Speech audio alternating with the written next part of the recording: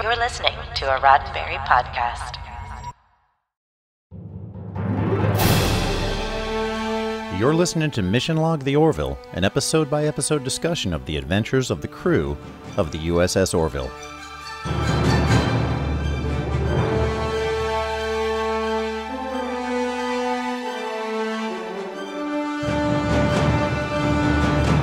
Welcome to another episode of Mission Log the Orville, as we continue to dig deep into the Dark Horse comics by David A. Goodman. This episode, we crank up the Aronov device and digress to those halcyon days.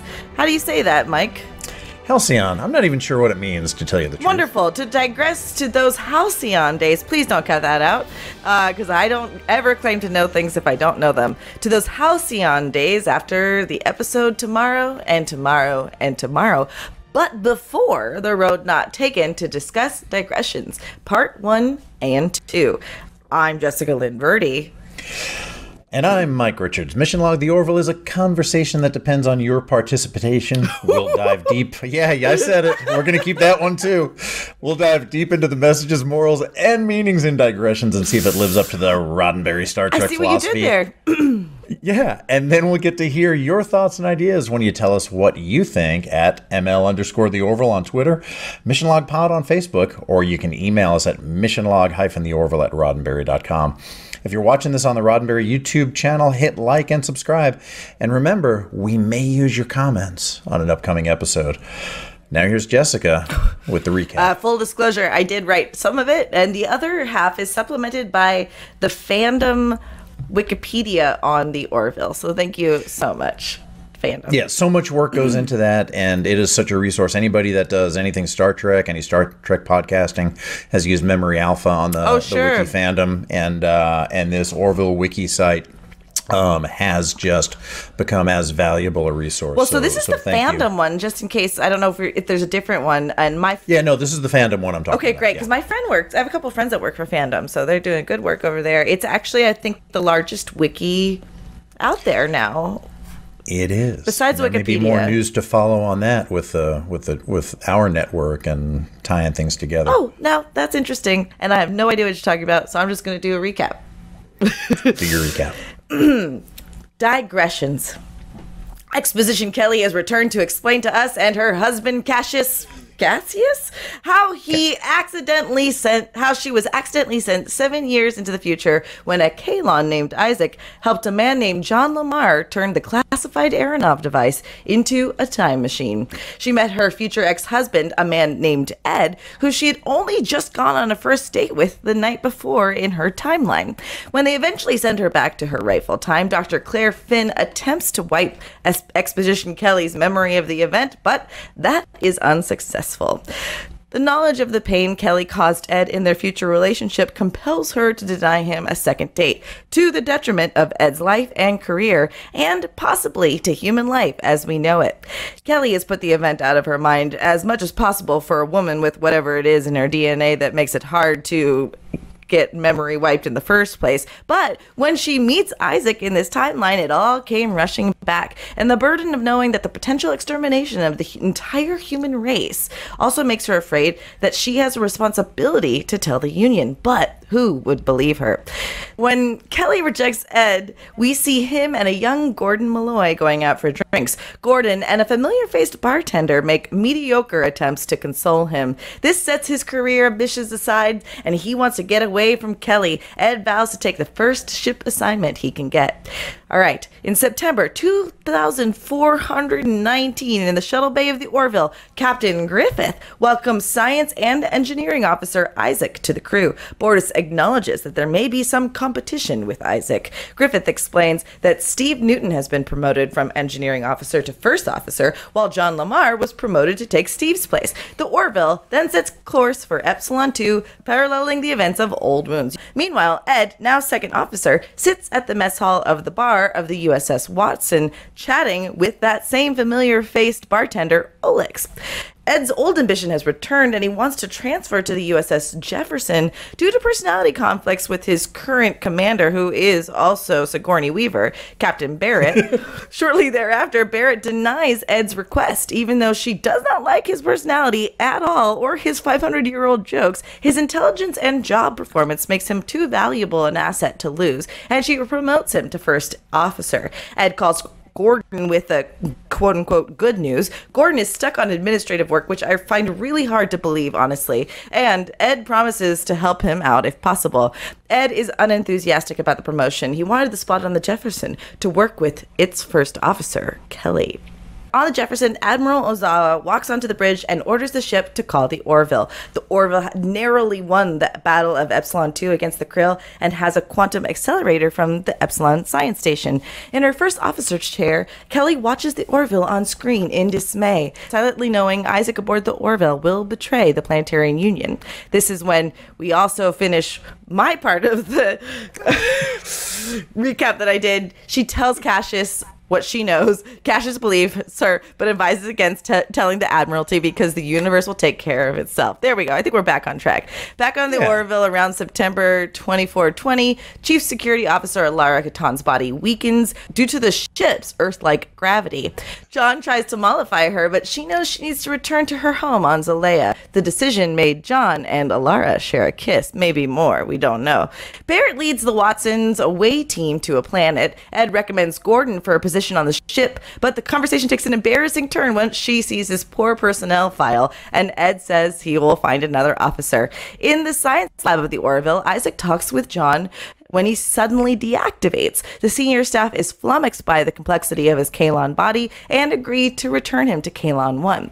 The Jefferson docks at a space station for a cargo transfer and the unexpected arrival of 3 guests, Claire Finn and her sons, Ty and Marcus. Kelly mistakenly believes Claire worked aboard the Orville, not realizing that in this timeline, Claire accepted a different assignment because she goes where she's needed. Realizing that since Claire never worked on the Orville, she'll never fall in love with Isaac. So Kelly rushes to her quarters to contact Admiral Tom Halsey to tell him everything.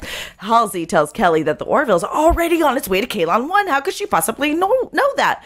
Kelly, to her horror, realizes she's probably too late. Casting her fears of being considered a lunatic aside, she is able to get Lamar and Kiali on a private call and attempts to convince them that they're heading toward a trap by telling them things no one could possibly know, namely that she was a victim of the classified Aronov device. John and Tala tell their captain, who goes around and tells Kelly's captain, prompting Kelly to take things into her own hands. She quits. Cassius is appalled when he realizes that Kelly thinks she has to go it alone and commits to being by her side no matter how crazy she is. Kelly tries to explain to Claire the circumstance, and while Claire is suspicious at first, Kelly asks if it's possible to see if a memory wipe was attempted on someone. To their luck, it is, and Claire does find some evidence of the attempt, but that an easy to miss part of Kelly's DNA might have been the reason it didn't take, something that's so easy to miss that even Dr. Claire Finn might have. Well, that's enough for Claire to buy in. Next, they're off to get a ship that looks like it's straight out of Firefly. John and Tala and the Orville are indeed towing the Kalon back to Earth to what will eventually be their doom, but a secret plan was put in place in the event that Kelly was correct. I think that's right. An electromagnetic pulse, I think also that's right, large enough to only kill the Kalon on board, but it's the best they can do. John and Tala take out to rendezvous with Kelly. Cassius is killed by surprise Kalons. Bortus is the lone survivor on the Orville at the bottom of the ocean, and the rest is future history. Whew. I think I got most of that right. Wow. Yeah. I when I read Digressions Part 1, I was so confused. I had to go back and read it again before going on to Digressions Part 2. So a couple of things on your recap. I'm so glad I didn't have to do this one. Yes, please fix it. So you think mollify? You think that's what John was trying to do? Yeah, to that's Laura? an interesting. Mollify that's an interesting her. choice. Listen, they do. We've talked about this before about how important it is when writing to be succinct. Yeah. And those are good ways to put a lot into one word. I don't know that mollify is the exact right word. Yeah, I think you had other plans for I think they Laura. saw those other plans through. Yeah. Oh no. According to Isaac. According to Isaac, they did. And you mentioned Firefly. I laughed because in the episode, which I just rewatched, which was The Road Not Taken, which was the final season of episode 2, and Ed and Gordon in their shuttle after rescuing the food synthesizer and making a Twinkie get tractor beamed, and they look at the ship, and all I was thinking is Reavers, man. It's Reavers. It's Reavers. And I think Gordon even made the line where he said they're gonna cut our skin off and wear it as a suit. He does say that. And I was like, that's what Reavers do. That's exactly that's right. what Reavers do. Because that's what Reavers why I do. don't want to. Yeah, but so many good references that we'll talk to later on.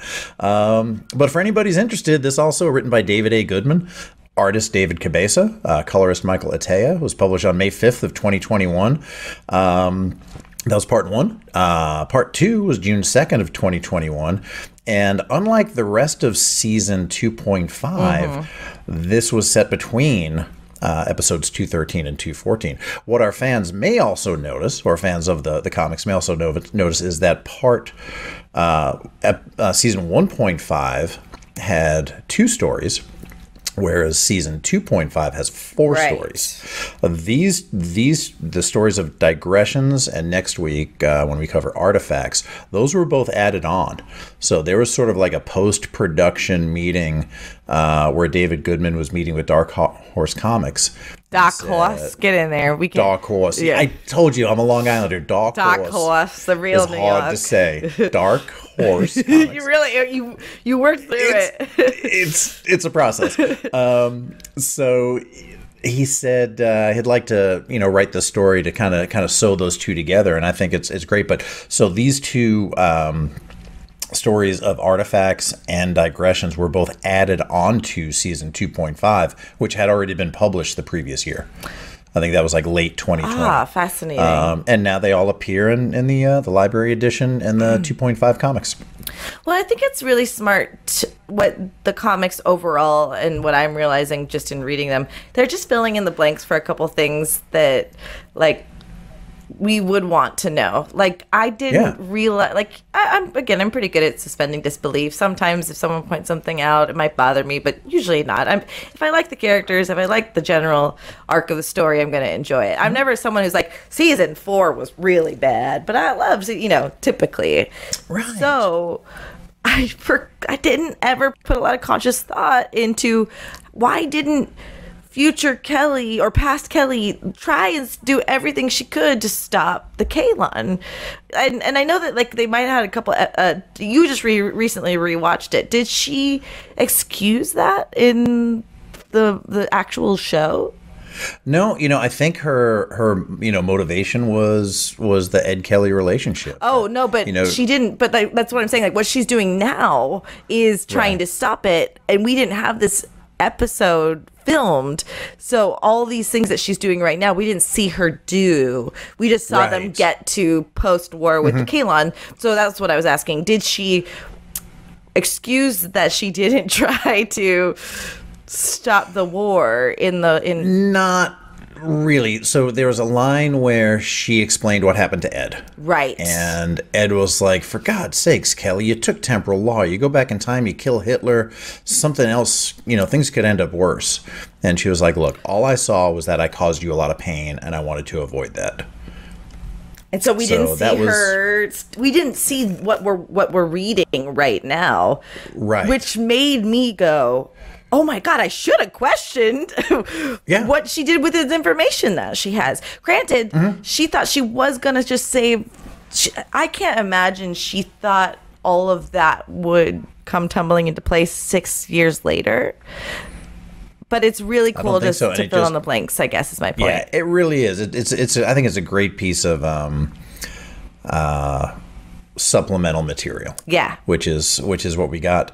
Couple of things. We got the return of Captain Mosley, aka Yaphet Kotto. Correct. And I love this part. He's the captain of the Jefferson. He's got a picture of Thomas Jefferson next to the desk, much like there's a picture of the Wright Flyer flown by Orville and I Wilbur Wright didn't next to his desk. understand that. I was like, why is Washington next to this dude? It was Thomas I got Jefferson. it now. I mean, I knew it was like an older. Yeah, it was an old white guy. Yeah. I'm so racist against you guys. That's all right. No, I just was like, wait, and then I just didn't care, and I moved on. Good job. But I loved this. He had a copy of Ian Fleming's Live and Let Die on his desk. Amazing. So that settles that. And now we have Captain Barrett, who I thought maybe was a Majel Barrett thing, but oh no, she's got a full-on action figure of Alien on the shelf behind her.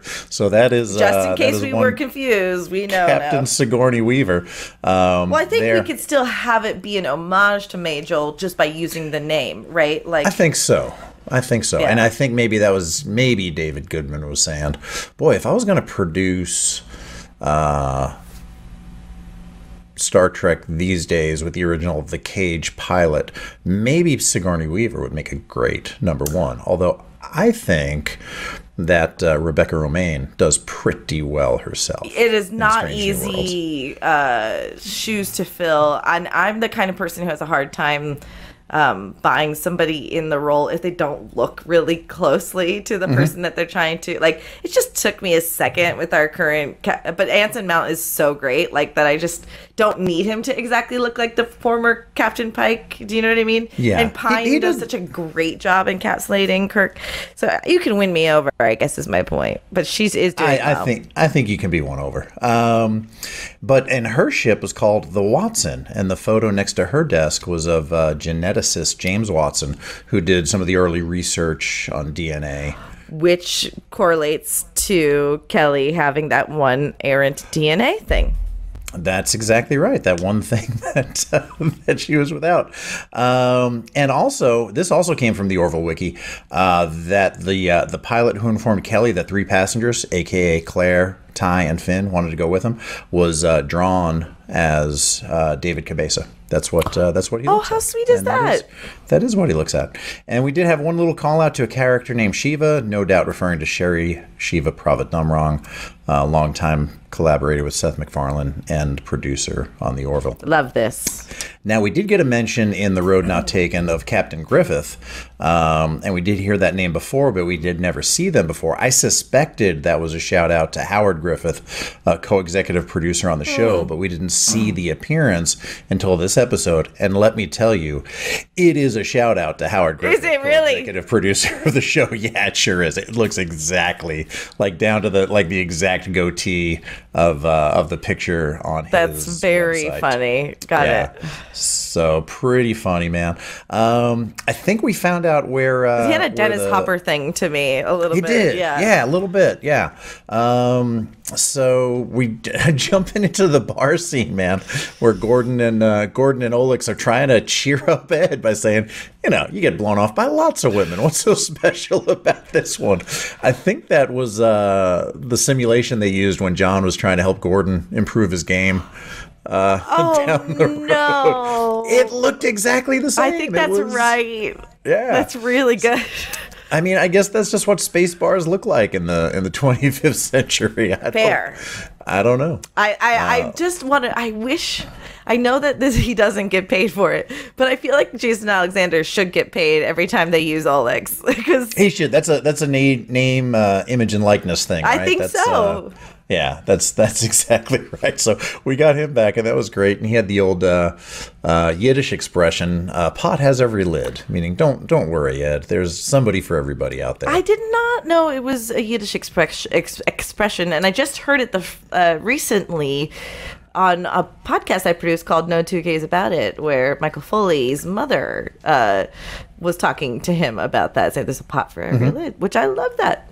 There's a lid for every pot. There's a pot for every either lid. way. I think it's my Yiddish. Either way works. They're great. Yep, and it's good to know that Gordon's mom is trash in any timeline, right? I told you, she's trash. she's trash. God. Although I guess technically at this point the timelines hadn't diverged yet. So if Gordon's mom was trash in the prime timeline, I don't think it got any better. No. For her. No, Gordon's mom being trash made us the Gordon that we know and love today. You know what I mean? Exactly right. I loved seeing Captain Griffith talk to the new crew, and I'm like, so maybe he identified something early in John Lamar that would make him chief engineer material. That didn't happen until late in season 1. Yeah, that is interesting. Where Kelly identified that in New Dimensions. But he did promote Steve Newton to XO/First Officer. And I don't think I've seen a character less worthy to be First Officer on the Orville than Steve Newton. Like, come on, kid. Who are you talking to over here? Just... Yes. I love that. So, but I did. The Lady Retepsian did stand out. Here's what I'm gonna say. What are you gonna say about the Lady Retepsian? I think they are a hazard to have on a ship. I don't think that they should be quarantined. All I'm saying is I wouldn't mind being pheromoned by that Lady Retepsian. And that right there proves that you can't have them on the ship while you're flying for us, Mike. I wonder if it's kind of like, it reminds me of Star Trek The Motion Picture now with Ilea, the navigator, the Delta navigator, who was irresistible. And they had remember, she walked in, she said, my oath of celibacy is on record. Well, I don't know why she said it like that. She's like, my oath of celibacy is on record. And Captain was like, I trust you won't be messing up my crew. Jeez. With your womanly wiles. I haven't watched it in a long time. I guess I'm gonna have to. Yeah, it's a great movie, man. It gets better. You're getting the remaster and things like that, right? Yeah. So the remaster's out. They definitely cleaned up the soundtrack, some of the pacing, added a lot of just colorization, got the color right, the color palette right, which is something they didn't have time to do. So it's well. So yeah, so maybe the Retepsians are the kind of the modern day Deltans. And I think that's kind of cool. I mean, I'm not saying we shouldn't have them on the ship. I'm just saying they are a danger because we saw really bad decisions being made. It worked in some ways. Somebody needs to be inoculated. Either everybody else. Right. Or they. Although that sounds like you're making them like this birth control for these people. Like it's. Or maybe they just sit in their room. They just or take those 2 weeks off. That's my point. So I'm just saying we're ignoring the blue elephant in the room. Yeah. Did you notice? Did you like Captain Ellen Ripley? Her. It really, her assessment of Ed. I feel like it was really David Goodman going, you're telling us to write 500-year-old jokes for a show that's set in the future where we have to explain away to everybody that doesn't know this why you know this. And he's probably like, enough already. We know you're insecure. I don't, you're right. I don't like you. You complain. You think all you want to hear about is how scared you are. You're constantly making terrible jokes and the pop culture references that no one seems to understand. But you, the 500-year-old movies and television shows that no one cares about anymore.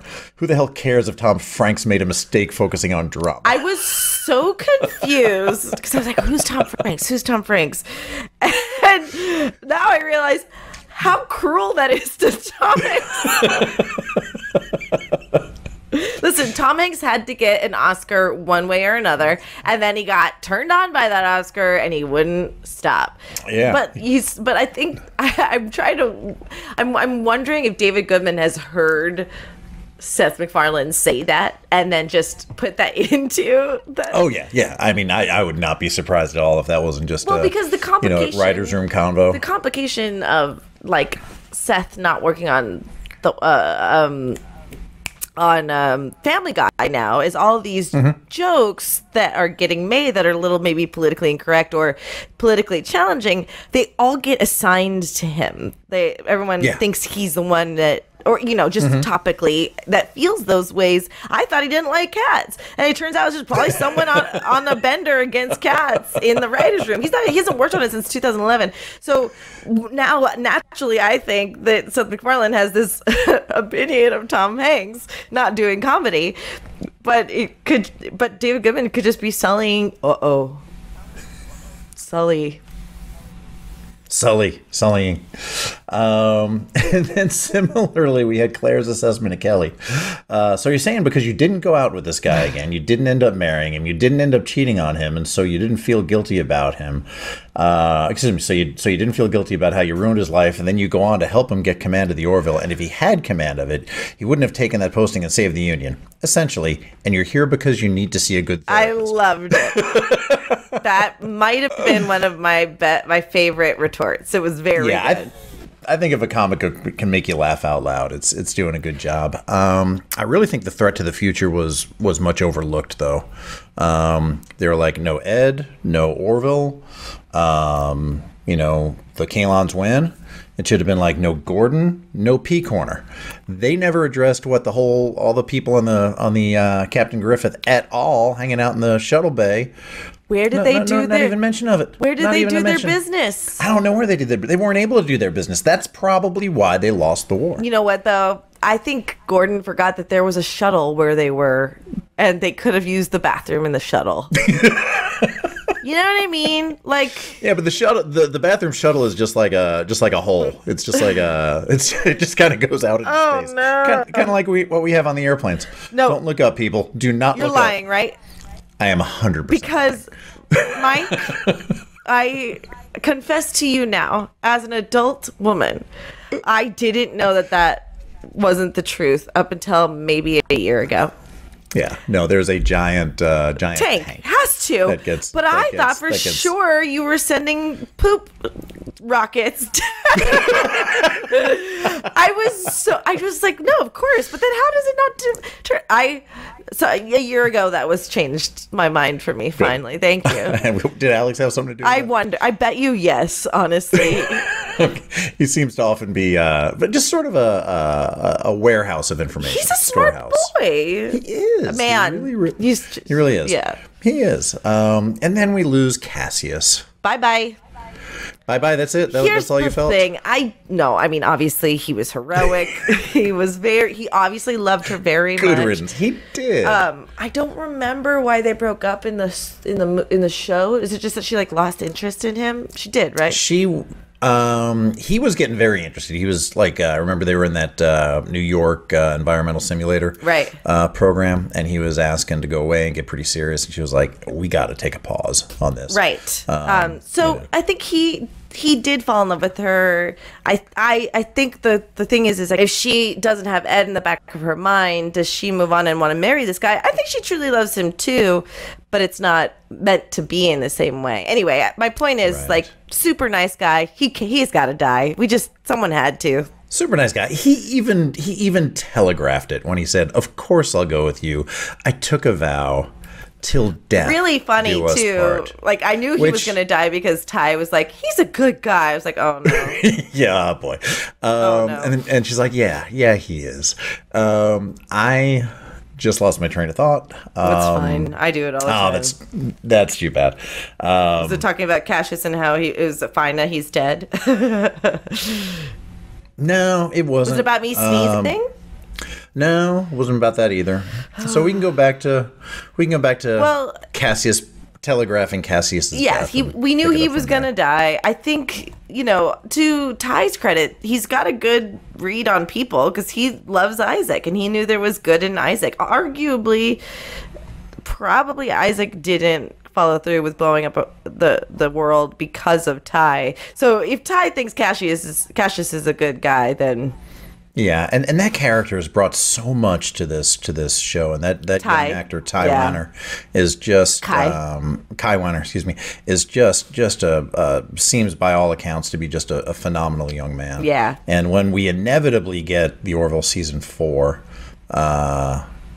announcement, I just hope that he and BJ Tanner and everybody comes back. Well, you could see BJ too coming into his own really strongly because, as he's getting older, he's able to handle. He's maturing into a wonderful young man as an actor, and you could see them recognizing that and utilizing that. And do you 100%, because they did that with BJ Tanner in Electric Sheep. Right. with season 3, episode 1. That was a Marcus Finn episode. Right. And he was fantastic in it. So what a great use of the ensemble cast, and so much attention to detail. Remember when we covered The Road Not Taken? And we joked about Ty saying, "Hey, Mom, can I push the button?" Yes. And she just gives him this look like, can I push it next time? I think. Yeah, it's the same. It's the and she was thing. like, you're so stupid. Like, you just give him this like the most dismissive look. But then in this one, they kind of filled that in where she was like, "Hey, Mom, I pushed the button." Didn't he ask to push the button? It was the opposite. Yeah. Oh, yeah. I see. Yes. Yeah, I botched that and got it backwards, but you got the idea. They connected those dots for us. Well, and that's, again, I love that. Like, that's also why this was a little hard, and I didn't want to do the full recap. I was like, there's a lot of little things in here.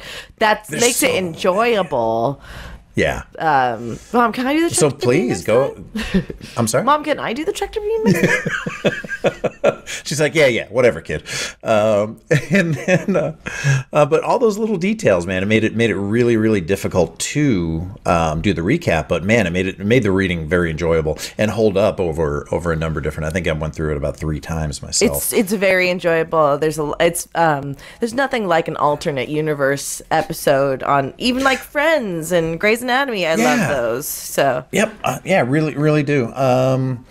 I really, just Ed's retort when the Epsilon Eridani, which was the space station I was trying to think of a couple of episodes ago, when that was under attack and the Kalons were like, halt, and he just goes, "You halt." It's just like, what's that the best you could come up with? you halt. You know what I was thinking about last night? A happy Arbor Day. Yeah, that's right. You got wood. Oh, it's so much better. That was another thing that I laughed about in your recap too, because you were like, the Orville narrowly escaped their interaction with the Krill battleship, and I was like, how did they narrowly escape it? They just got lucky. That's exactly right. That's right. When Griffith was reporting back, he's like, "Yeah, we got lucky. We got lucky. Good deal." Nothing just to do with the tree. He could have just gone back to Tala's line in Heroes where he just said, "It wasn't that hard." Oh. Jeez. Anything? And then, yeah, carry on. Oh no. And then when Ed and Gordon make their escape. And that was. I mean, there was really good snippets of what you could see was essentially storyboarding what I thought would have been a really good live action story. It was great as a comic book. Yes. But you can kind of see these things and say, okay, if this was live action, this is how it would go. And that's really, I think, and again, being new to comic books, I mean, it's not the first time I've ever read one, but it just hasn't really been my... It's not your preferred medium of choice. Yeah. But now that we've run into these, I can really see how you can tell an effective story. You can put all the pieces in there to create in your mind a fully fleshed out, essentially in your head live action story, and it's done very well, and I think these are done too. And we talked about this. They have the added padding of us knowing the characters already, but that leaves even more space for displaying something rather than hitting us over the head with something or telling us how these people are or whatever. So they just have the room to explore the action of it. It's a very simple moment, but when Kelly realizes that Claire wasn't on the Orville, and we just see that long panel of her running out of the room. Yeah, it was like 3 different panes, I think, at least. I pictured it in the show. I felt exactly what was going on. And, that's a nod to David Cabeza, too. But, just taking the time to just give us that moment is impactful. And that's what this whole comic book series has been like. So you're really right to point that out. Absolutely. It really has. And also nice touch leading into the opening of The Road Not Taken, that the only thing that was damaged on the shuttle was the food synthesizer. My favorite thing. When I think about Cannot survive without a Twinkie. No, it's not even that. It's the perfect thing to get when you haven't had that, or like a Big Mac. You're getting a Twinkie or a Big Mac. Yeah. You cannot get that in real life. You know what I mean? Now, I also fail. I balk to believe. The word I'm trying to find is totally gone. There's a shelf life Twinkie out there somewhere. It's they're able to find a dispenser and there's a Twinkie. But I love that if they can't find that, they're definitely getting a Twinkie first. I have recently gotten a Twinkie because of that episode. And they're okay. I may have to go get one today, but nothing beats a ding dong. Sorry. But before that, you want to go switch to the other part where we talk about the serious parts of this comic. Yeah, I hope that my memory doesn't get wiped before then.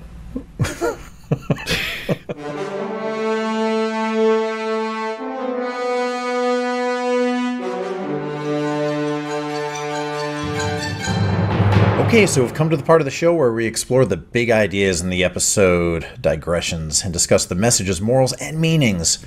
And then we'll talk about and see if it aligns with the Roddenberry Star Trek philosophy. So what'd you think, Jess? Any decisions, sort of, bigger ideas that came up to you? In this episode? Well, yeah, I have an opinion a little too soon before we get to whether it aligns with Roddenberry Star Trek philosophy. Oh yeah, no, we can opine now all we want. We can mishmash it. I think this is a little less Star Trek philosophy because it's more of a what if show. They do deal with the impact of going to the future and we really see the damage that it could potentially cause when Gordon goes accidentally back into the past because of the Aeronov device and what was it, second chances or something like that, or twice in a lifetime. Thank you. It was a heartbreak of an episode because what harm was he causing by just being a pilot in our modern era, falling in love with the woman? But the repercussions, we have no way to potentially know what that changes. And Kelly just making a simple choice. I don't think, if I were Kelly, that I could date Ed either. I honestly don't think I'd even be interested in him. And so what is she supposed to do? If the memory wipe didn't work, I mean, I think she should have just gone to go someone else and try to get the memory wipe again. Do you know what I mean? So maybe that's an issue, but I can't really blame her for not going back to him. Kind of. Yeah, I mean, it made sense at the end of Tomorrow and Tomorrow and Tomorrow that she said, "I don't think it's going to work out," because she saw that it didn't work out. Yes. And she explained in The Road Not Taken that, I loved you. Like, as little as time as we had together, I fell in love with you during that time on the Orville. And you were great. But I just saw that I caused you so much pain that I didn't want to do that to you again. And that was the well-intentioned act of young Kelly that had many, many unintended consequences, as we've seen later. And man, I agree with you with those alternate timeline what if stories. Yesterday's Enterprise may talk a little bit more about that. I'm not sure. Even something like Mirror Mirror in the original series. Even though that was a mirror universe, right. I think the metaphor was like, we as a race, if we make a few different decisions, we could go from democratic freedom, individual, value and stuff like that, to a very hardcore autocratic society over the course of a couple of hundred years, right? Because decisions that are made. So I think I look at Mirror Mirror as kind of like less of a parallel universe and more of like a what if. Like, what if we make just the wrong decisions along the way? We'll end up like this. And it takes that same sort of perseverance every single day to stay on track. Because if you get just a little bit off track every day, then over the course of, in this case, 7 years or hundreds of years, you're going to end up someplace completely different than where you were trying to be. Well, yeah, but that also, we had so little control over what happened and how come we're here today talking about a comic book, because also chaos theory prevails, where it's just a bunch of different random things have created what we're living today. It could have easily have been dinosaurs are still alive, and like, oh yeah, there's no rhyme or reason why things happen, and any bad thing can happen. Well, so like, I guess the greater question is, we can't. I remember being a kid and having a young realization that if I made one decision versus another, I'd be changing the course of my life forever in that moment. And so I can see where, like, I had like the very beginnings of an OCD personality. Right. That because my father didn't believe in having ailments, he like said, cut it out. And he got me to cut it out. And I'm certainly not suggesting that that's how you get anyone through those things. But like, I caught myself snapping on one side and then snapping on the other side to even out, then snapping twice on that other side, but then having to snap. And I remember saying out loud to my dad, I'm doing this. And he goes, stop it right now. And he was right. He got seriously. He stopped me. And every time I wanted to do it, it made me go, why would I do it? But I think similarly, I had this realization. I was standing on top of a bench at school. And I said, if I don't jump right now, who am I going to make it so that my younger brother doesn't survive something in the future? Or if I do jump right now, will X, Y, and Z happen? And I was paralyzed by that choice. But then I had the wherewithal to realize also not doing something is a choice as well. Long story short, I had this huge epiphany at the age of 10, and I just realized it's too much of a burden. I can't live my life like that, wondering what choice I'm going to make and what it will lead to. So there's no possible way to know that even whether Kelly's not going back to Ed was the right or wrong thing. I agree with you, and I love the fact that you were able to recognize that and talk to your dad about it. And even though the response was cut it out, eventually I think you were able to deal with that on your own. There's lots of tics that people have, whether it's that or superstitions or making sure that you do things a certain way, or just kind of making sure that you kind of prepare your uniform the same way before you go fly each time. I'm not saying I do that, but maybe other guys do. Just to kind of have that, just to sort of stack the odds in your favor. Superstition, right? It's a thing. Yeah. Here's what I think, though. I think that we make decisions based on where we are at the time. So had things been gone differently in the past, and you and I find ourselves in a different position than we are right now, maybe even a radically different position, then hopefully something will cause you to try to affect that situation and get things back to where you feel like they should be. So if I'm, say you make some decisions in a relationship. Mm-hmm. Right, I've been married 21 years now, and say I make a decision that kind of takes our marriage off course. Well, once I find myself there, I'm going to make a decision and probably act in a way to try to get things back on course that I wouldn't have had to make if I didn't make that first decision to begin with. So where you find yourself at any given time is the result of, many, many, many things, decided and undecided, chaos and non-chaos, that puts you in that position, and then that changes the environment. Mm-hmm.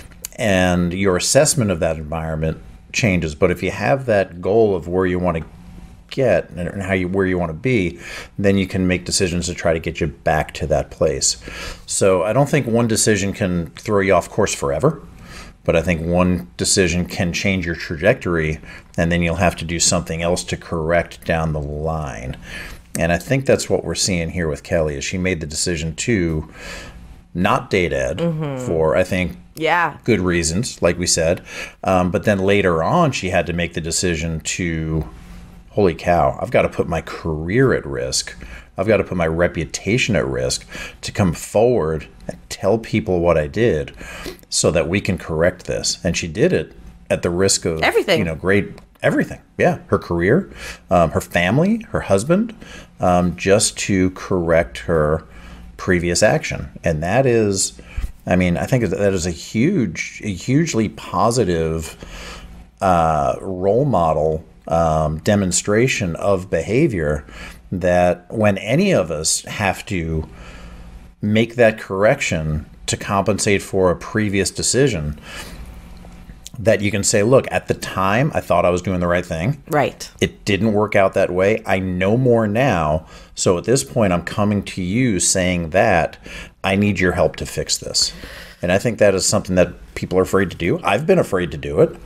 But if I think people are afraid to make that decision, then seeing somebody in a story that's written so well exhibit that might help make that decision. I know it does for me, because I think about things like this when I'm trying to decide how to handle situations. I think it's such a beautiful perspective to take away, and I think that is a better summary of my takeaway from this as well. Is she thought she was doing the right thing.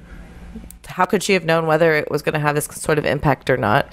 She also, it was 6 years later, she forgot, in a sense, as much as one can. Yeah. I mean, really, up until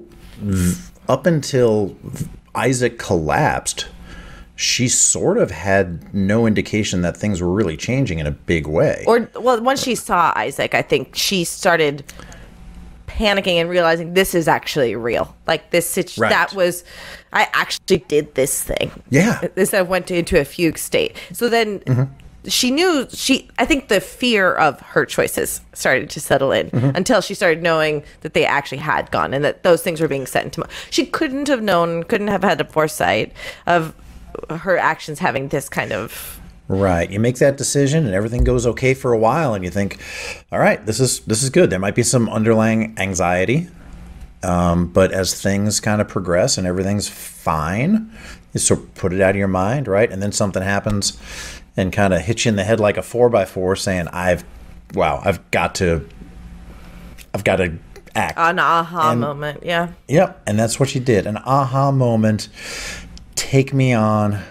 Take on Let's me. go. I love the good old 80s song. There's a laundromat I go to that plays 80s, and I think it's the smartest thing they could potentially do.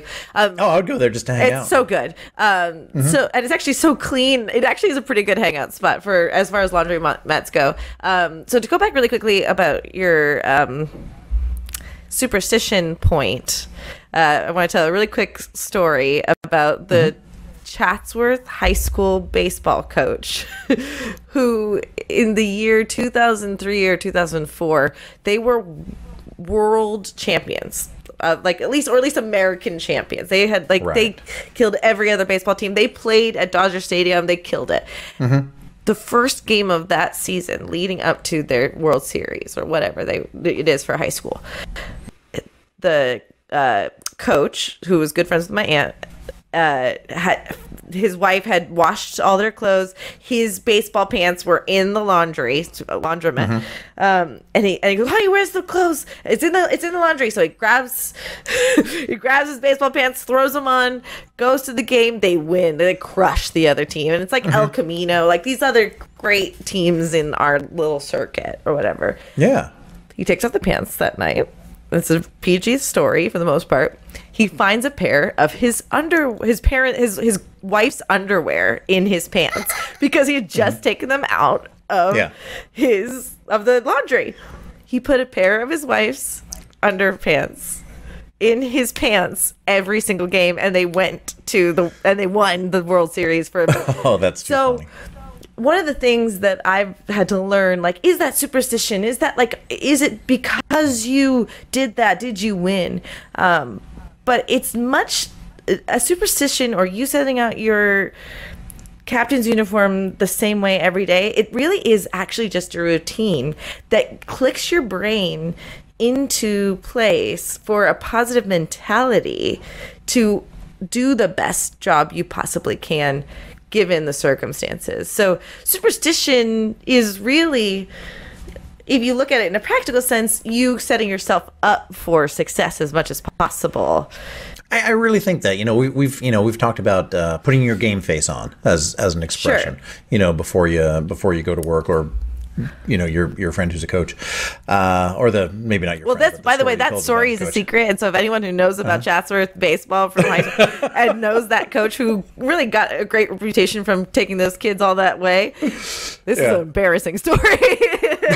Right, good deal. Well, it's a good thing you didn't identify them with a particular school in a particular year, so there's no way to go back and find out who this person is. I did it on purpose, because you know what? He needs to know people know that story. But anyway, carry on.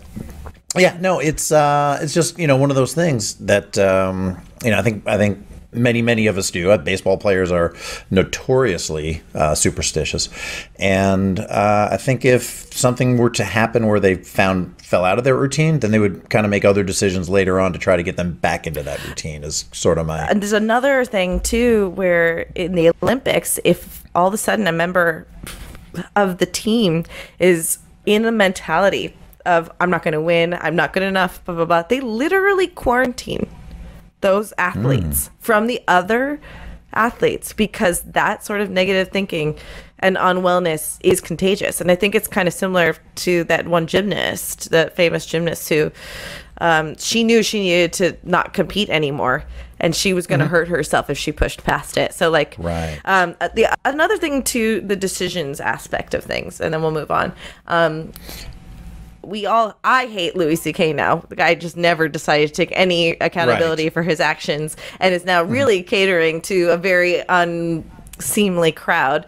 But a broken clock is right twice a day, and it was pretty insightful up to a certain point. And he was on, I want to say, like Kimmel or something, and he was talking about how there is no wrong decision, that when you make a decision, the choice that you make starts making itself the right decision after a series of events. So if you're deciding whether to move or not move, whenever you make the decision to do one of those two things, the second you decide not to move, well, it's good, because you actually just were able to refinance your mortgage, and you wouldn't have been able to do that otherwise. Or your kid got accepted to the school that you wanted them to go to. Or if you decide to move, you get a mover's special, or you find a better place. Life makes it so the decision you make, if you're following true north as much as possible, which is hard, especially if you're depressed or if you have financial burdens or whatever, it's hard to follow true north.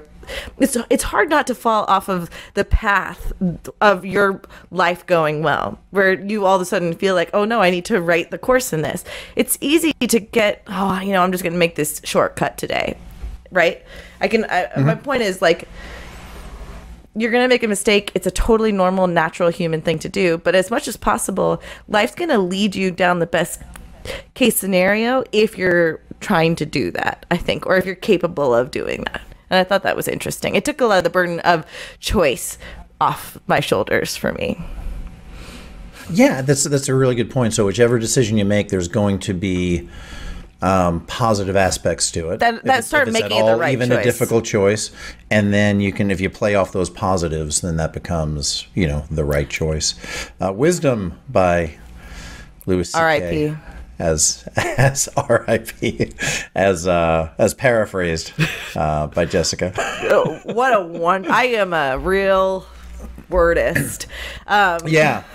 So, a bunch of things to talk about. I encourage people to read the comic books. I mean, it was great to see Admiral Halsey back as Admiral Halsey, using good judgment, being a great mentor. He was great. And, people went along with Kelly's hypothesis and her explanation. And I think that's just kind of the sort of the family aspect that we've seen on this ensemble cast of the Orville, even if they're separated by a couple of different realities. Yeah. Meant to be. And that's a little whimsy, but I love that too. Yep, it sure is. Do you have any thoughts on messages or not messages, but you could definitely ask this lines? Question if you want. Mm-hmm. Okay. What do you think about either, does it align with the Roddenberry philosophy or any sort of takeaway, big messages, morals, meanings you want to talk about? I mean, like I said, I don't know that this is so much an episode that's like, look at the big, like, here's the big result of. I mean, obviously, her choices have a big impact, but I think she was just trying to do the best she could. And I think in general, we're humans, whether you're on a spaceship or on planet Earth, trying to do the best you can. And you don't. Your intention is not to hurt people. If your intention is not to hurt people, sometimes you do, and sometimes you don't. Like, I don't know. There's nothing that could be more human than her choice to try and do something different for the better, and accidentally causing something worse. You can't. I don't know. You tell me. You go for it. I think I'm done. Well, I honestly just thought of this as good storytelling. I mean, it was entertaining. It reminded me some ways of yesterday's Enterprise. There was a little bit of, the Kaelon attack we compared to the Best of Both Worlds and Star Trek Next Generation. And to me, it just sort of had a very true feeling. There's a word that's used in sci-fi or entertainment sometimes called verisimilitude. It just means the appearance of being true or real. And I think that's what science fiction writers who are using science fiction as a metaphor to examine the human condition from a global perspective, what they're trying to accomplish is to get people that are not necessarily sci-fi fans to look at these people, one of whom has a horn in the middle of their head. Somebody else has eyebrow ridges and super strength. Somebody else is blue and has, Rutepsian pheromones. It turns mic on. You look at these people. I'm just saying if I was pheromoned, I wouldn't be able to resist. I understand. That's all I'm saying. That's everybody. That's everybody. Point of view. Absolutely. Everybody. That you look at these people and you sort of don't think about the fact that they're in funny makeup and that they look how they look. You're more interested in the relationships and the situation and trying to do the right thing and accomplish a task. And here, like we said, Kelly thought she was doing the right thing. Like many of us, like many people who do things, at the time you're making the best decision you can. Later on finds out that went horribly wrong and just had to for her own conscience, for the sake of everybody, Earth and Moklis and the space station that Ed worked on, all of that, go forward, put her career at risk, and admit to what she did and ask for help. And I think that's a great lesson overall. Just that being accountable for your actions. Let's not forget also, every pot has its lid. That's a great, moral meaning message. If you're, wondering, when you might meet somebody. I don't know that pot has their lid. Great message for people that are out there single. If I was doing this and I was single right now, I'd be like, yeah, right. Because he literally gives up his entire career. Like Ed makes bad choices. So I kind of wonder why things. So he was in command of that space station when he found out Kelly was cheating on him at the beginning of Old Ones. Right. So Kelly kind of ends up in the same spot at that time. What he missed out on was that year of drunkenness and being hungover and all that stuff leading up to when Admiral Halsey offered him the captaincy. Because of Kelly. So theoretically, without Kelly's indiscretion, he would not have had that really bad year. He would have kind of kept plugging away and I think moving up in the ranks. Maybe. Yeah, probably. But would he have been as excellent of a...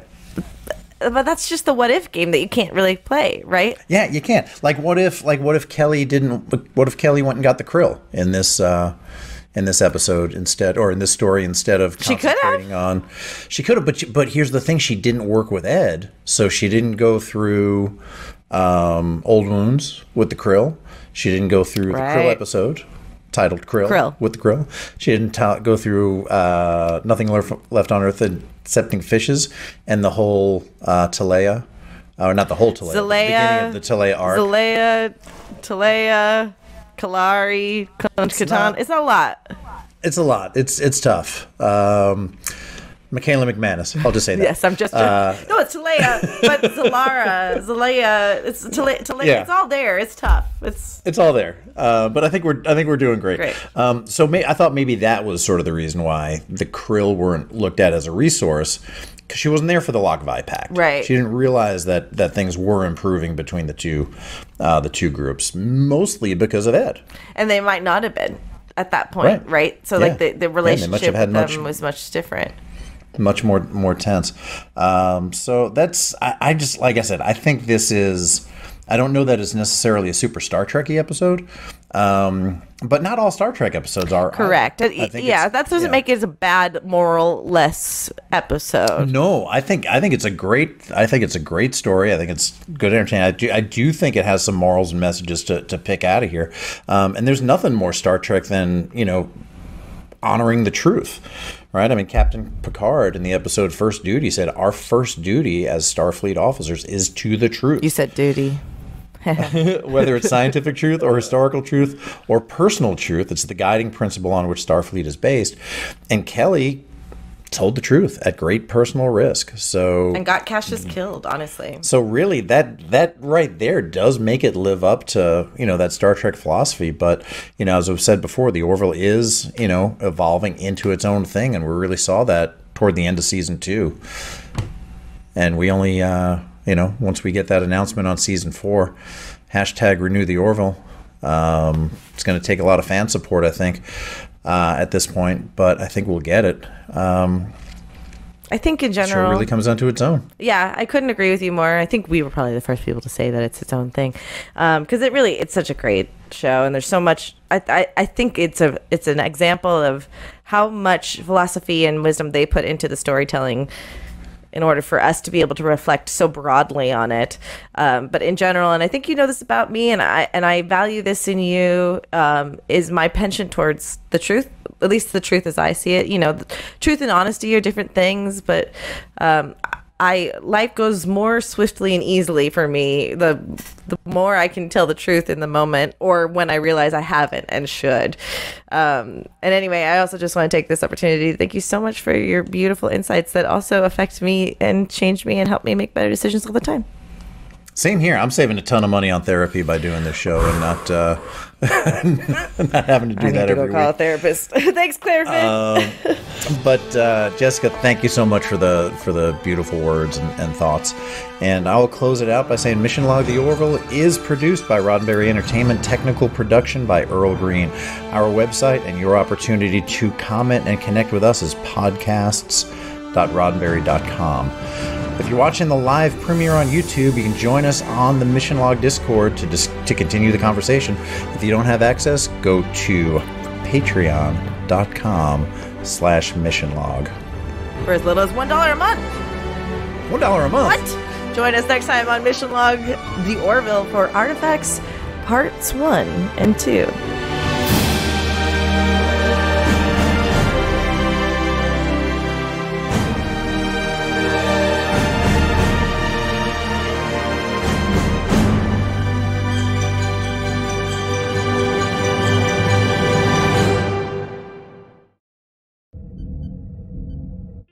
This is a Roddenberry podcast. For more great podcasts, visit podcast.roddenberry.com.